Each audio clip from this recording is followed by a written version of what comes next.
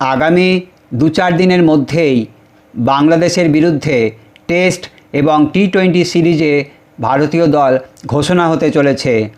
অনেক দিন পর ভারতীয় দলে ফিরতে পারেন ঈশান কিষান। সম্প্রতি শ্রীলঙ্কা সফরে ঋষভ পন্থ এবং কেএল রাহুলের ব্যর্থতা ঈশান কিষানের জন্য ভারতীয় দলে ঢোকার দরজা খুলে যেতে পারে। ঈশান কিষান ছাড়াও খুব সম্ভবত দলে ফিরতে চলেছেন মহম্মদ শামি।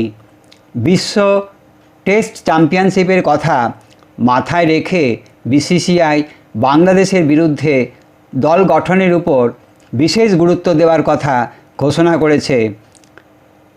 সম্ভাব্য টেস্ট দলে যারা সুযোগ পাচ্ছেন তারা হলেন রোহিত শর্মা, যশস্বী জয়সওয়াল, বিরাট কোহলি, ঋতুরাজ গায়কোয়াড়, কেএল রাহুল, ঈশান কিষান, রবীন্দ্র জাদেজা, রবিচন্দ্রন অশ্বিন, জসপ্রীত বুমরা, মহম্মদ শামি, হার্দিক পান্ডিয়া, সাই সুদর্শন, মুকেশ কুমার এবং কুলদীপ যাদব।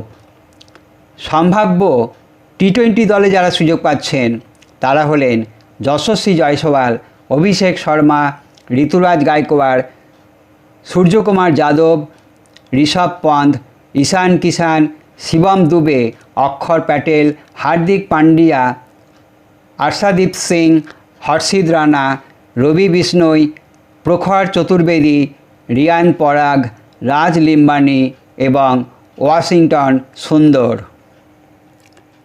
ধন্যবাদ।